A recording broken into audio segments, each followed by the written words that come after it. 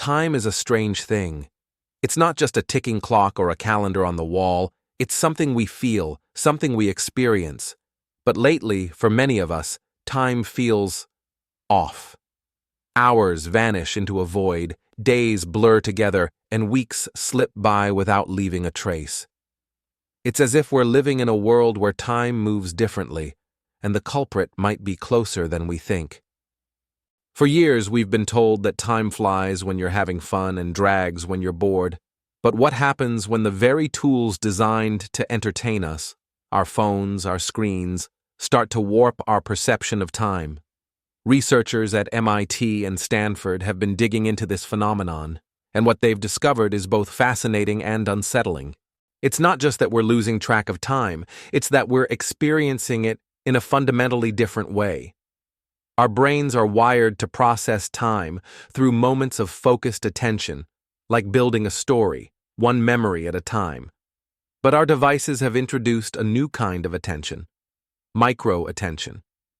Every notification, every scroll, every swipe fractures our focus into smaller and smaller pieces.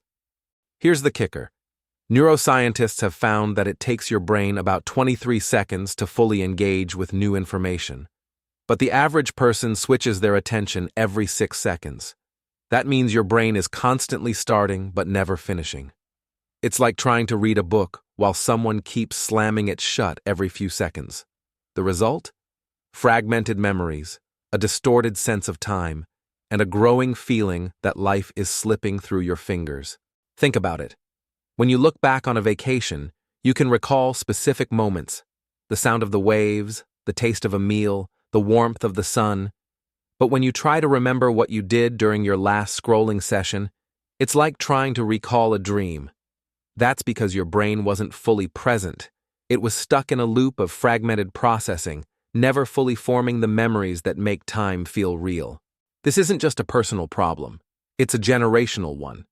Kids born after 2010 are the first generation to grow up with fragmented attention as their default state.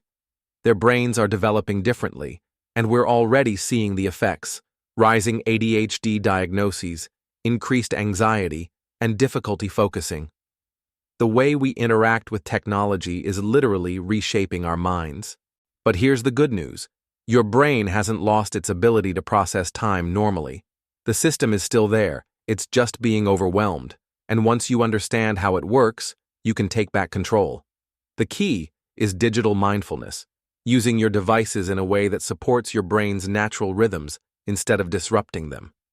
Instead of mindlessly scrolling, try setting clear boundaries. Choose 3 videos to watch, then stop. Read 5 posts, then put your phone down. Spend 15 minutes on messages, then step away. These temporal bookends give your brain the chance to finish its processing cycle, creating stronger memories and a richer sense of time. When you start doing this, something incredible happens. Time slows down, your days feel fuller, more meaningful. You start to remember the little moments, the conversations, the experiences, the feelings. It's like waking up from a digital haze and rediscovering the texture of life. Your phone doesn't have to be a time thief. It can be a tool, but only if you use it intentionally. The choice is yours. Will you let your attention fracture into 1,000 tiny pieces, or will you reclaim your focus, your memories, and your sense of time? Because time isn't just passing, it's being lived, and how you live it is up to you.